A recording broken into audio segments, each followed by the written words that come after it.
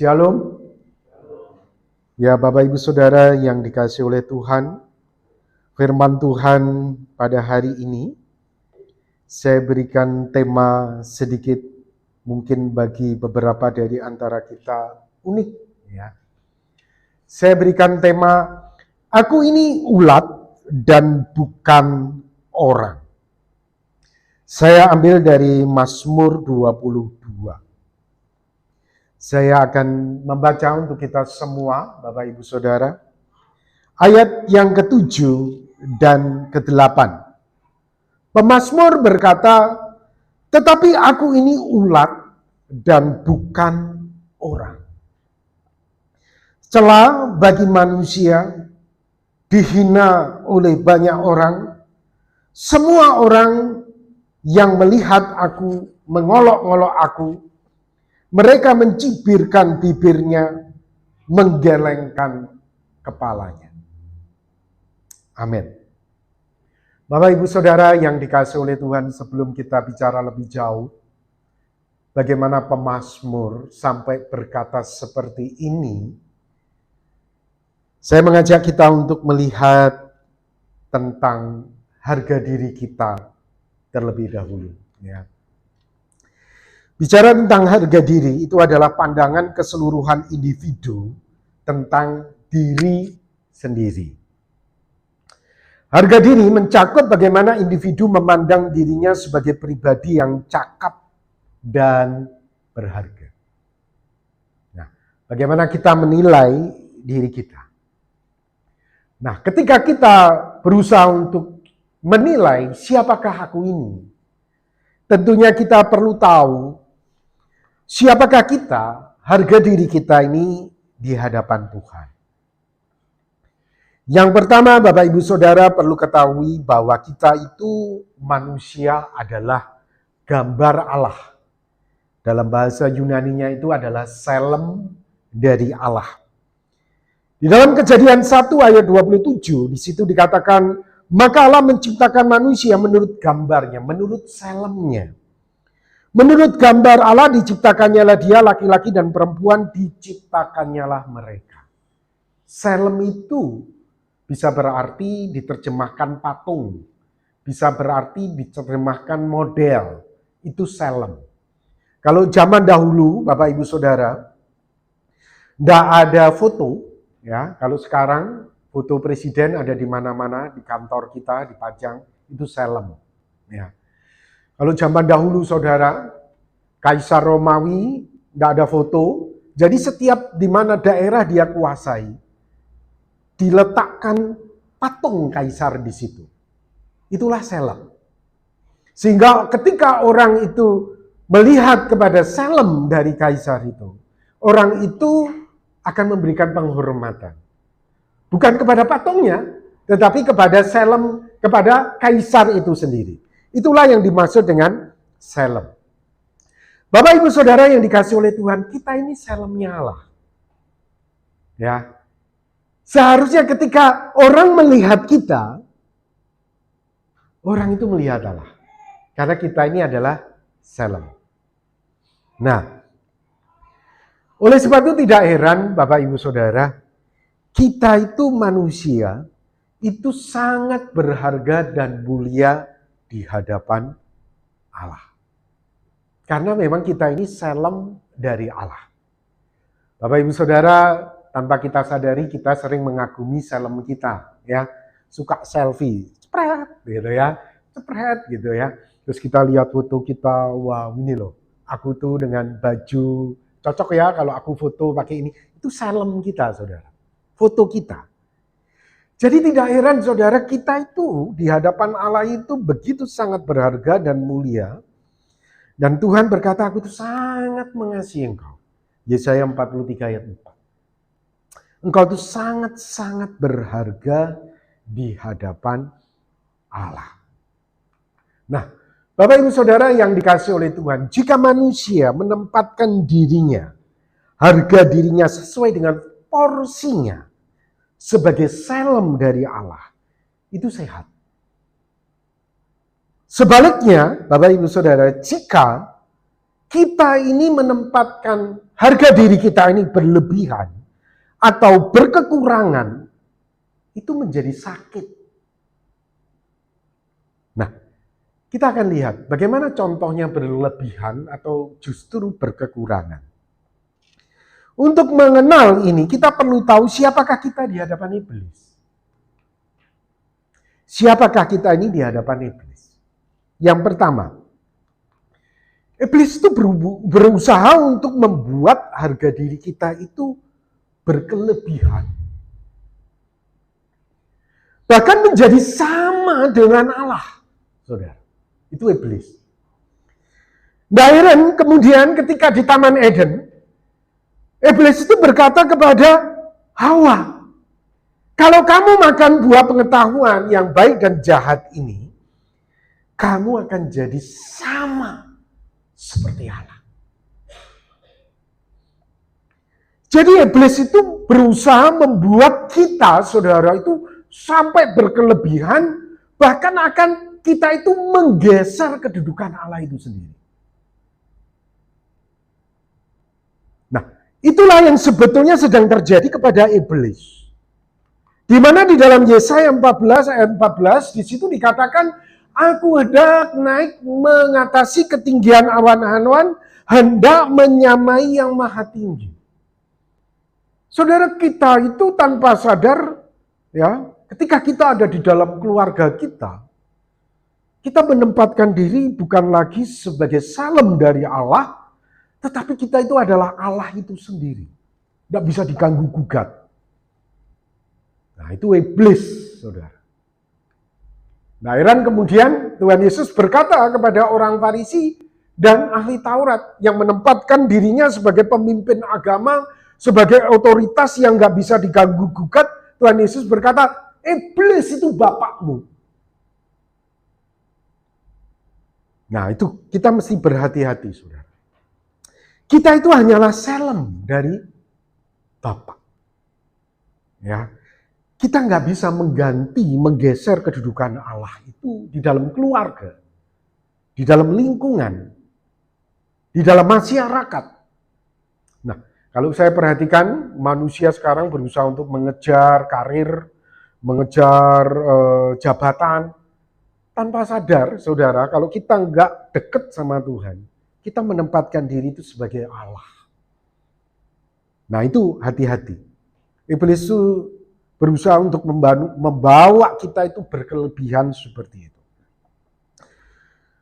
Yang kedua, sebaliknya, saudara, iblis itu berusaha untuk membuat harga diri manusia itu berkekurangan, bahkan tidak berarti.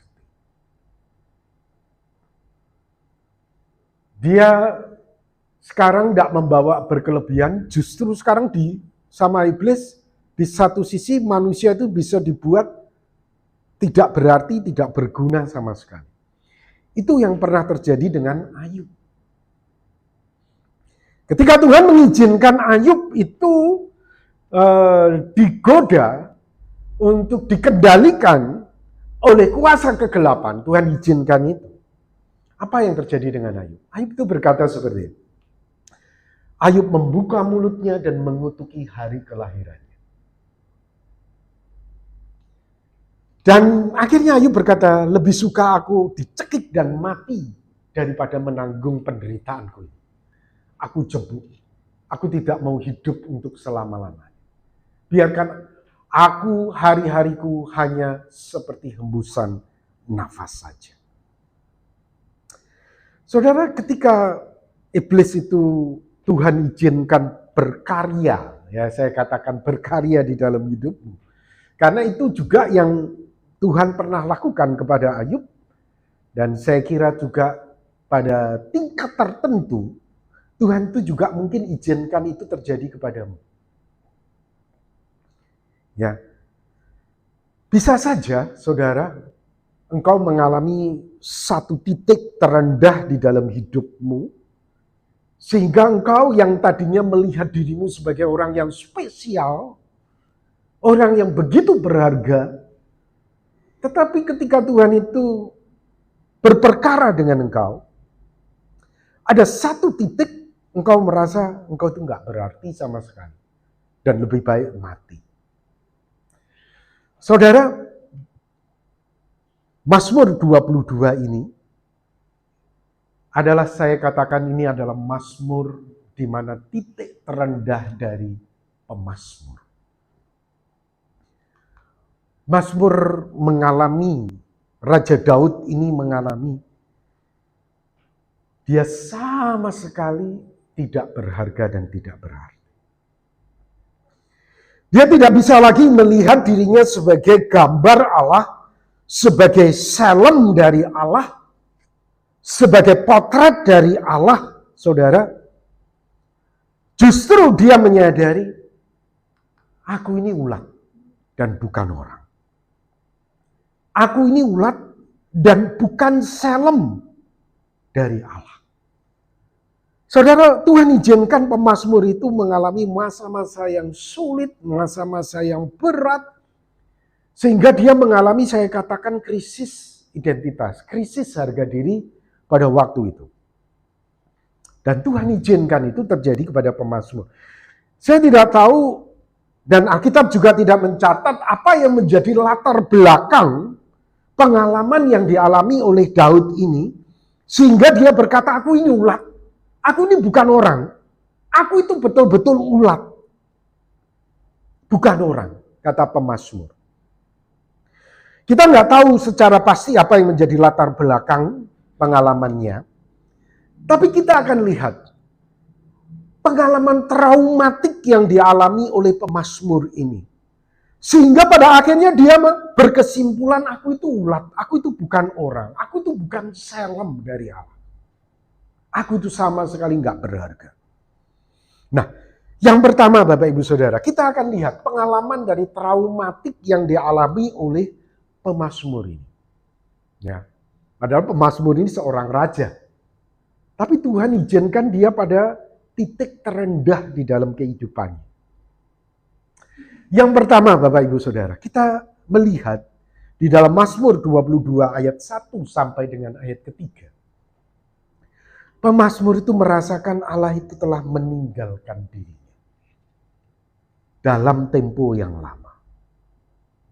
Oleh sebab itu pada ayat yang kedua dan ketiga dia berkata, Allahku, Allahku, mengapa engkau itu meninggalkan aku? Engkau itu tadi ada. Sekarang engkau itu tidak ada. Engkau itu tadi ada bersama dengan aku. Aku merasa aman, aku merasa damai, aku merasa bersuka cita, aku merasa berharga. Engkau itu tadi ada. Sekarang engkau itu tidak ada. Aku berseru kepadamu. Tetapi engkau tetap jauh dan engkau itu enggak menolong aku. Allahku, aku berseru pada waktu siang, engkau tidak menjawab. Pada waktu malam, tidak juga aku itu tenang. Saudara, ada satu pengalaman yang traumatik yang dialami oleh pemazmur ini. Dan tampaknya itu dalam waktu yang lama. Sehingga dia berkata, aku ini ulat dan bukan orang. Aku ini ulat dan bukan orang. Kemudian kalau kita lihat pada ayat 4 sampai ayat yang ke-6, saudara, pemazmur merasa bahwa Tuhan yang dia sembah itu, saudara, dia tidak kenal lagi seperti yang dia kenal sebelumnya. Sehingga dia berkata, padahal engkau yang kudus yang bersemayan di atas puji-pujian orang Israel. Kepadamu nenek moyang kami percaya, mereka percaya dan engkau meluputkan mereka. Engkau itu meluputkan nenek moyangku. Sementara aku ini tidak. Kepadamu mereka berseru-seru, mereka terluput. Kepadamu mereka percaya, mereka tidak mendapat malu. Sementara aku mendapat malu. Engkau itu Allah yang tidak aku kenal. Yang aku pahami, yang aku dengar cerita waktu sekolah minggu, yang aku dengar dari pendeta-pendeta tentang Allah yang memberi berkat, Allah yang menolong. Engkau udah ada di situ. Bahkan ketika aku terjepit, pada akhirnya aku mendapat, malu. Jadi saudara, betul-betul pemazmur itu mengalami satu pengalaman yang traumatik. Allah itu tidak dikenal seperti yang dia kenal sebelumnya. Dan ayat 10, ayat 11 kita bisa melihat, saudara, bagaimana pemazmur kemudian berteriak kepada Tuhan. Ya, Engkau yang mengeluarkan aku dari kandungan. Engkau yang membuat aku aman pada dada ibuku. Kepadamu aku diserahkan sejak aku lahir. Sejak dalam kandungan ibuku, Engkaulah Allahku. Saudara perhatikan, pemazmur itu pernah merasakan aman, dekat dengan Tuhan. Sekarang dia menghadapi apa? Tuhan itu Tuhan yang gak peduli. Tuhan itu Tuhan yang jauh. Tuhan itu Tuhan yang gak mau tahu. Tuhan itu Tuhan yang membuat aku menjadi malu. Itu yang dialami oleh pemazmur pada waktu itu. Dan kalau kita lihat pada ayat 12, ayat 34 sampai 14. Di situ pemazmur menghadapi apa? Jalan buntu, semuanya sudah buntu. Dan dia terus berseru, janganlah jauh daripadaku sebab kesusahan telah dekat dan tidak ada yang menolong. Banyak lembu jantan mengerumuni aku. Banteng-banteng dari basang mengepung aku. Mereka menganganya mulutnya terhadap aku seperti singa yang menerkam dan mengamuk. Saudara, pada intinya kita melihat kondisi pemazmur pada waktu itu sangat-sangat memprihatinkan. Ya. Tuhan itu bukan hanya baik, Tuhan itu bukan hanya luar biasa, Tuhan itu bukan hanya pembuat mujizat. Sekarang pemazmur menghadapi satu realita, Tuhan itu tampak kejam. Tuhan itu tidak peduli. Tuhan itu tidak mau tahu. Dan digambarkan oleh pemazmur bagaimana kondisinya pada waktu itu secara puitis, saudara. Dan secara mendetail. Pemazmur itu menggambarkan, seperti air aku itu tercurah. Segala tulangku terlepas daripada sendinya. Hatiku menjadi seperti lilin hancur luluh di dalam dadaku. Kekuatanku kering seperti beling. Lidahku melekat pada langit-langit mulutku dan dalam debu maut kau letakkan aku. Sebab anjing-anjing mengerumuni aku. Gerombolan penjahat mengepung aku. Mereka menusuk tangan dan kakiku. Segala tulangku dapat kuhitung. Mereka menonton, mereka memandangi aku. Mereka membagi-bagikan pakaianku di antara mereka. Mereka membuang undi atas jubahku. Saudara, gak heran akhirnya pemazmur mengambil kesimpulan. Aku ini ulat. Aku ini bukan orang. Saudara, pemazmur mengalami masa krisis yang begitu sangat berat berkaitan dengan harga diri. Bahkan saya katakan pemazmur mengidentifikasi dirinya sebagai orang yang mati. Saudara. Karena pada ayat yang ke-30, di situ dikatakan orang yang tidak dapat menyambung hidup. Wow. Saudara, ini memprihatinkan ya pengalaman dari pemazmur ini. Kita nggak tahu secara pasti, saudara, apa yang menjadi latar belakang sehingga Raja Daud sampai dia berkesimpulan mengalami krisis harga diri seperti itu sampai berkata aku ini ulat dan bukan orang. Saudara, mungkin saja itu pengalaman ketika Absalom memberontak kepada Raja Daud, menyerang Yerusalem.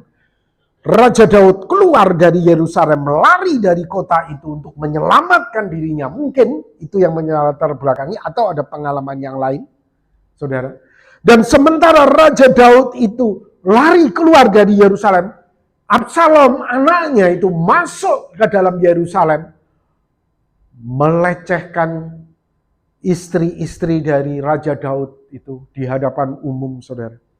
Sementara Raja Daud keluar dari Yerusalem untuk menyelamatkan nyawanya.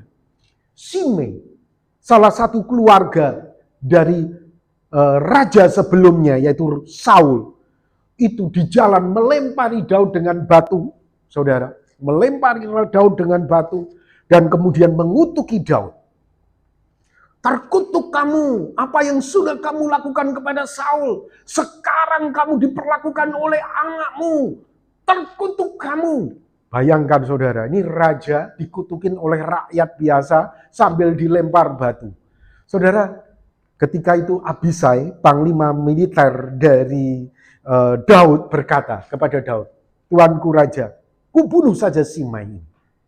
Kemudian apa yang dikatakan oleh Daud kepada Abisai? "Apa urusanku dengan kamu, hai anak-anak Seruya?"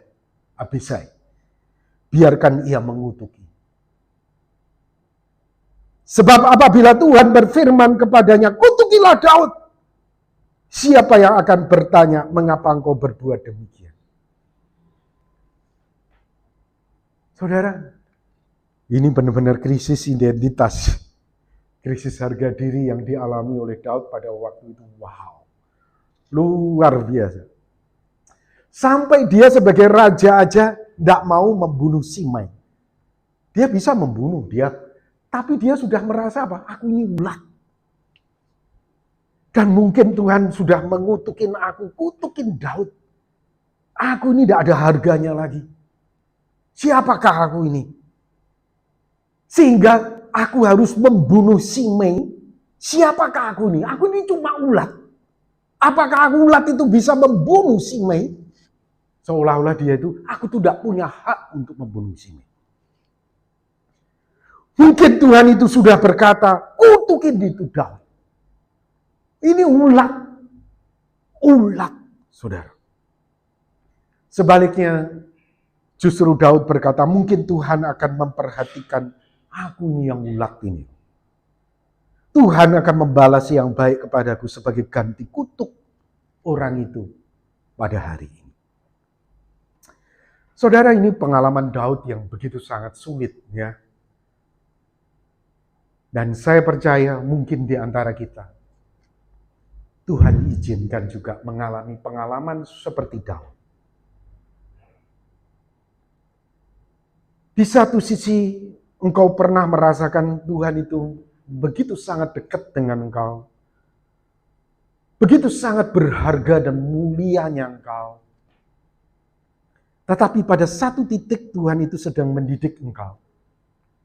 Tuhan izinkan ada satu pengalaman yang begitu sangat buruk. Sehingga engkau mengalami krisis harga diri, krisis identitas juga seperti yang dialami oleh Daud. Bahkan engkau tidak bisa lagi melihat dirimu sebagai orang yang berharga. Bahkan mungkin engkau juga mengalami seperti apa yang dialami oleh Ayub, lebih baik ada yang mencekik aku dan aku ini mati. Dan mungkin juga engkau berkata lebih baik terkutuk hari kelahiranku itu. Engkau mengutuki hari kelahiranmu sendiri. Saudara, mungkin pengalaman Daud ini juga menjadi pengalamanmu. Dan Tuhan izinkan itu. Dan pada hari ini kita akan belajar, saudara. Di tengah-tengah masa yang sulit, yang Tuhan izinkan terjadi atas dirimu. Kita akan belajar dari pemazmur. Apa yang pemazmur lakukan pada waktu itu? Bagaimana pemazmur itu bersikap di tengah-tengah dirinya sebagai ulat. Bahkan kepada Simei saja dia nggak bisa membunuh. Dia tidak punya harga diri sama sekali.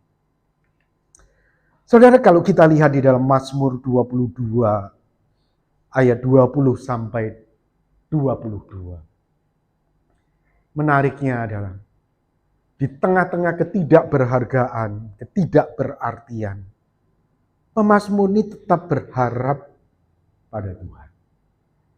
Tetapi engkau, ini luar biasa, saudara. Tuhan, janganlah jauh, ya kekuatanku, segeralah menolong. Saudara, ini tidak gampang. Memang tidak mudah. Banyak orang pada akhirnya meninggalkan Tuhan karena kecewa kepada Tuhan. Katanya Tuhan itu baik, katanya Tuhan itu peduli, Katanya Tuhan itu penuh kasih, seperti yang diceritakan pendetaku, seperti yang diceritakan oleh orang tuaku. Ketika dia menghadapi bahwa Tuhan itu berlaku seperti kepada Daud pada situasi ini. Banyak orang meninggalkan Tuhan. Tetapi pemazmur ini tetap berharap pada Tuhan walaupun dia nggak berdaya. Saudara, lepaskanlah aku dari pedang, nyawaku dari cengkeraman anjing. Selamatkanlah aku dari mulut singa, dari tanduk banteng. Aku tidak berdaya. Aku ini tidak berdaya. Saudara, apapun yang Tuhan izinkan terjadi kepadamu, engkau tetap berharga, engkau tetap mulia. Engkau itu salem dari Allah. Ya, perhatikan. Engkau itu adalah gambar Allah. Engkau itu potret Allah. Sehingga ketika Allah melihat engkau, seharusnya itu Allah itu melihat dirinya sendiri. Sebaliknya ketika orang lain melihat engkau, orang lain itu melihat Allah di dalam diri. Gambar Yesus di dalam diri. Saudara, engkau itu tetap berharga. Ya. Tetapi ketika Tuhan izinkan kau mengalami masa yang sulit, seperti yang dialami oleh pemazmur ini, tetaplah berharap kepada Allah. Tetaplah berharap kepada Allah, apapun yang terjadi. Ini yang pemazmur lakukan. Dia tetap berharap. Yang kedua, apa yang pemazmur lakukan? Pemazmur tetap setia pada janji firman Tuhan walaupun tidak ada pertolongan. Kita bisa lihat pada ayat 23 sampai ayat 25. Aku akan memazmurkan namamu kepada saudara-saudaraku dan memuji-muji engkau di tengah-tengah jemaah. Kamu yang takut akan Tuhan, pujilah dia, hai segenap anak cucu Yakub. Muliakanlah dia, gentarlah terhadap dia, hai segenap anak cucu Israel. Sebab ia tidak memenang hina ataupun merasa jijik. Kesengsaraan orang yang tertindas, dan ia tidak menyembunyikan wajahnya kepada orang itu. Dan ia mendengar kepada orang itu berteriak minta tolong kepadanya. Saudara, dia tetap pegang janji itu. Tuhan, engkau memang gak menolongku. Berkatmu gak aku lihat. Pertolonganmu tidak ada di depan mata. Tapi luar biasa, pemazmur, aku terus akan memberitakan. Aku tetap akan memberitakan janji-janjimu. Aku tetap akan memegang teguh. Saudara, mungkin Tuhan juga mengizinkan kau mengalami hal yang sama. Pegang terus. Burung di udara dia pelihara. Aku ini lebih daripada burung-burung. Pegang, walaupun kita melihat seolah-olah jalan itu buntu, tidak ada pertolongan, kita tetap pegang. Daud pernah berkata juga, firman-Mu itu pelita bagi kakiku dan terang bagi jalanku. Ini yang membuat Daud menjadi kuat, ini yang membuat Daud menjadi kokoh di dalam perjalanan kehidupannya. Dia tetap pegang itu walaupun tidak ada pertolongan. Yang ketiga, Daud tetap memuji Tuhan dan memberitakan firman Tuhan walaupun tak dapat menyambung hidup. Saudara, walaupun tidak dapat menyambung hidup, saya katakan ya. Perhatikan, aku akan memuji engkau dalam jemaah yang besar. Nasarku akan kubayar di depan mereka semua. Saudara bisa baca itu pada ayat 26 sampai 32. Saudara baca di situ berbicara bagaimana Daud terus akan memberitakan janji-janji Tuhan, kebaikan Tuhan. Bahkan walaupun Daud sudah mengidentifikasi dirinya diletakkan di dalam debu dan tidak bisa menyambung hidup lagi, dia tetap memuji Tuhan dan memberitakan firman Tuhan. Saudara bisa baca ini ayat nanti ya, lebih jauh lagi. Di rumah, bagaimana Daud komitmennya untuk tetap memberitakan janji Tuhan. Firman Tuhan itu. Saudara, pengalaman yang sama ini juga dihadapi oleh Sadrak, Mesah, dan Abednego. Ketika dia diminta untuk sujud kepada selemnya Nebukadnezar, patungnya Nebukadnezar, Sadrah, Mesah, dan Abednego berkata, jika Allah kami yang kami puja sanggup melepaskan kami, maka Ia akan melepaskan kami dan dari perapian yang menyala-nyala itu, dan dari tanganmu, ya Raja. Tetapi seandainya tidak, kami tetap akan setia kepada Tuhan kami. Wow, ini luar biasa.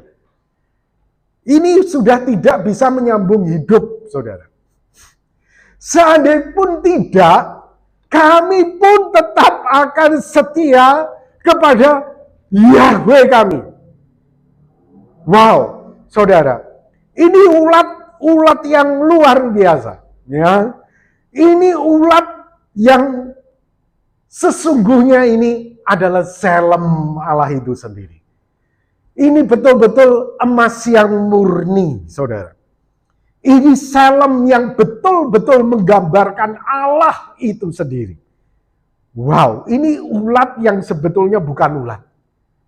Ini ulat yang adalah selem Allah sendiri. Kenapa saya katakan selem Allah sendiri? Nanti kita akan temukan itu, saudara. Sebetulnya, saudara, tanpa Daud sadari, ketika dia berkata, aku ini ulat dan bukan orang. Dia sedang menggambarkan Allah yang sejati. Nanti kita akan temukan bagaimana Pak Robi bisa berkata seperti itu. Ya, sebelum kita ke situ ya saudara, kita lihat hasil akhirnya apa yang dialami oleh pemazmur. Mazmur 37 ayat 25. Daud mengalami masa yang sulit dan berat. Menjadi ulat seperti itu. Diperlakukan, dikutukin orang, dicaci maki seorang. Tapi ujung-ujungnya pada masa tuanya Daud berkata, dahulu aku muda, sekarang telah menjadi tua. Tidak pernah kulihat orang benar ditinggalkan. Dan anak cucunya meminta-minta roti. Wow, saudara. Walaupun Daud ini ulat, aku tetap akan setia. Gak bisa menyambung hidup, aku tetap akan setia. Hasil akhirnya itu dia melihat, Tuhan itu ternyata luar biasa. Dan bagaimana Allah memandang Daud, saudara. Tentang Daud, Allah telah menyatakannya. Aku telah mendapat Daud bin Isai, seorang yang berkenan di hatiku. Dan yang melakukan segala kehendak. Wow, saudara. Ini ulat yang sangat Tuhan itu banggakan. Ini orang yang berkenan di hatiku. Saudara, kalau engkau mampu melewati masa krisis dalam hidupmu, krisis ulat-ulat ini tadi, saya percaya kita pun di dalam Yesus Kristus, Tuhan akan berkata kepada kita, engkau itu orang yang berkenan di hatiku. Dan yang melakukan segala kehendakku. Saya katakan kenapa. Tadi ketika Daud berkata, aku ini ulat. Sebetulnya itu menggambarkan Allah itu sendiri. Karena sebetulnya Mazmur ini, Mazmur 22 ini, banyak dikutip terkait peristiwa salib. Yaitu peristiwa di mana firman Allah itu rela mengosongkan dirinya sendiri. Menjadi ulat. Tidak berharga sama sekali. Mati di atas kayu salib. Menjadi cemoohan, menjadi ejekan. Dia lakukan itu untuk kita. Dia lakukan itu karena dia mengasihi kita. Saudara, seperti anjing-anjing merumuni aku. Gerombolan penjahat mengepung aku. Mereka menusuk tangan dan kakiku. Ini maaf, ini Mazmur ya saudara. Mazmur 22 ayat 17. Ini menggambarkan peristiwa salib itu sendiri. Ulat yang di depan orang itu tidak ada harganya. Mati menjadi korban tebusan. Jubahnya diundi, saudara. Mazmur 22 ayat 19. Mereka membagi-bagi pakaianku. Mereka membuang undi atas jubahku. Yesus setelah dia disalib, saudara, jubahnya itu. Sesudah mereka menyalibkan dia, mereka membagi-bagikan pakaiannya dengan membuang undi.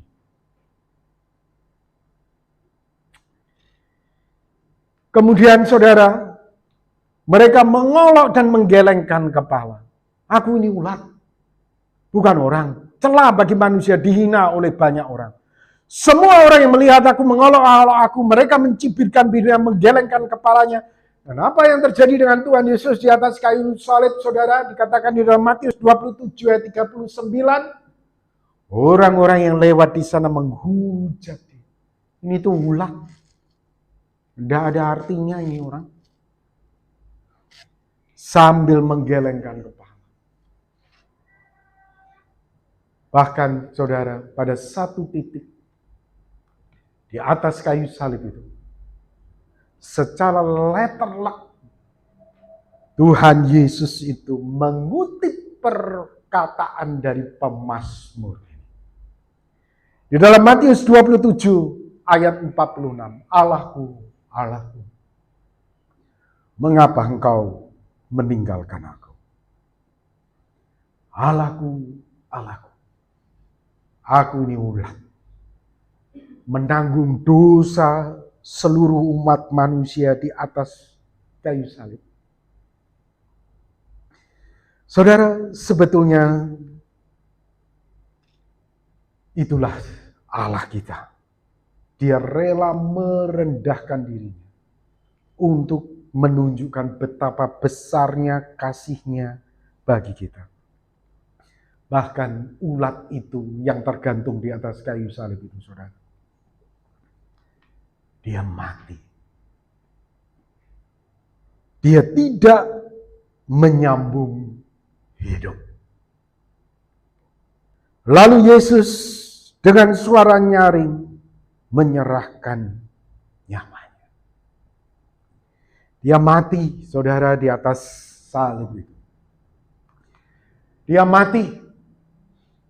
Dan ini merupakan, saudara, Mazmur 22 ini merupakan tipologi. Pengalaman pemazmur ini merupakan nubuatan dari peristiwa salib Kristus yang menjadi terkutuk untuk menebus dosa-dosa kita. Menjadi korban tebusan bagi kita semua. Namun hasil akhirnya bagaimana, saudara? Dari peristiwa salib itu. Lalu kita baca di dalam Filipi 2 ayat 9 sampai 11. Itulah sebabnya Allah sangat meninggikan dia. Allah Bapa membangkitkan dia pada hari yang ketiga dari antara orang mati. Mengaruniakan kepadanya nama di atas segala nama. Supaya dalam nama Yesus bertekuk lutut. Segala yang ada di langit, yang ada di bumi, yang ada di bawah bumi, segala lidah mengaku Yesus Kristus adalah Tuhan bagi kemuliaan Allah Bapa. Wow, luar biasa. Akhirnya ulat itu, saudara, dimuliakan dengan luar biasa. Ya, Allah Bapa mengangkat dia, memuliakannya dengan luar biasa. Bagaimana dengan kita, Pak Robi? Sama. Kita akan dimuliakan bersama-sama dengan Kristus. Roma 8 ayat 17. Dan jika kita adalah anak, maka kita juga adalah ahli waris. Maksudnya orang-orang yang berhak menerima janji-janji Allah.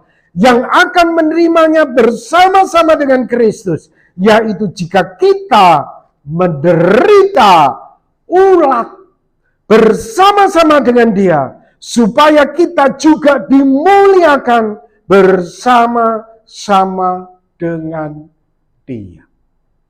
Amin. Luar biasa. Jadi Bapak Ibu Saudara yang dikasihi oleh Tuhan, mungkin engkau Tuhan izinkan menghadapi situasi yang sama. Mungkin beda. Tidak seperti Yesus yang harus menanggung dosa umat semua manusia. Mungkin kita memiliki pengalaman yang mirip dengan pemazmur mungkin ya saya kata. Harga diri kita hancur.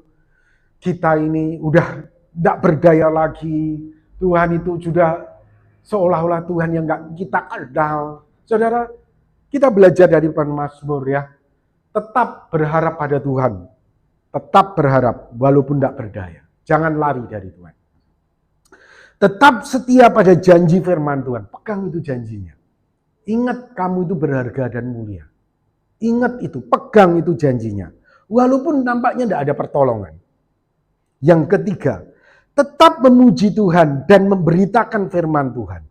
Walaupun tak dapat menyambung hidup. Ya. Tetap itu pegang, saudara. Tetap itu pegang. Walaupun tidak bisa menyambung hidup. Saya akan tutup dengan kesaksian saya. Memang beberapa waktu lalu Tuhan izinkan saya sakit ya. Sangat keras sekali sakitnya Bapak Ibu Saudara. Sampai saya turun 20 kilo. 20 kilo ya. Dari 87 sampai 68, 67. 20 kilo. Sekarang saya sudah naik. Naik sudah 80 sekarang berat saya. Saudara, sakit saya itu sangat berat sekali. Ya. Saya bisa pulih itu bisa hampir 1,5 tahun, hampir 2 tahun. Cuma saudara ingat, walaupun saya sakit, waktu itu kan COVID. Jadi saya tetap khotbah kan. Tiap minggu saya khotbah, tiap minggu saya khotbah. Saudara, saya berteriak kepada Tuhan waktu saya baca kitab Ayub. Ketika Ayub berkata, lebih baik ada orang yang mencekik dan menjadi mati. Saya itu berkata, itu saya. Kalau bisa saya itu mati. Saya itu pikir kalau saya itu punya pistol, waktu saya sakit ya. Kalau bisa saya tembak itu kepala saya. Saya tidak tahan saudara, dengan sakit saya. Sakit saya itu bukan 1-2 hari sakit. Kayak orang kaki itu ya saudara, diinjek gitu, di mimbar itu, nginjek kaki saya, itu berbulan-bulan tidak sembuh-sembuh, tidak hilang-hilang. Jadi hidup saya itu saya jalani antara hidup dan mati. Nah, saya itu kan khotbah tiap minggu. Saya mengkhotbahkan janji Tuhan, Saudara, saya itu pergumulan saya apa sih? Waktu saya khotbah itu tiap minggu. Tuhan, saya ini seperti bohong. Karena saya berdoa, kamu tidak ada. Karena saya minta disembuhkan, kamu tidak ada. Apakah saya ini berbohong Tuhan? Saudara, itu pergumulan bagi saya waktu itu. Karena seolah-olah berita firman yang saya sampaikan ini semua buset, ngomong kosong semua, bohong semua. Saya cari Tuhan udah ada saudara. Namun luar biasa ya saudara. Akhirnya Tuhan betul-betul sembuhin saya secara sempurna. Usus saya ini bisa balik secara perfect. Waduh. Tapi Tuhan izinkan saya mengalami masa-masa yang sulit sakit itu. Dan saya bersyukur Tuhan genapi apa yang Dia janjikan. Saudara, bukan saya bohong, tapi saya berusaha untuk pegang janji itu. Walaupun saya tidak lihat janji itu. Walaupun saya tidak ngalamin janji. Yang dikatakan Tuhan menolong, Tuhan hadir, Tuhan baik. Saya itu tidak alami itu saudara. Berbulan-bulan, bertahun-tahun. Waktu saya sakit itu. Saya tidak alami sama sekali. Tapi saya berusaha untuk seperti Daud. Saya berusaha untuk menjalani Mazmur 22 ini. Saya tetap memuji Tuhan. Saya tetap memberitakan firman Tuhan. Walaupun saya katakan, saya itu gak bisa menyambung hidup. Namun Tuhan itu luar biasa. Dia pulihkan saya, dia genapi firman-Nya. Dan saya jujur sampai hari ini, saya hanya merasa Tuhan genapi sebagian, belum penuh. Nah, itu kesaksian saya.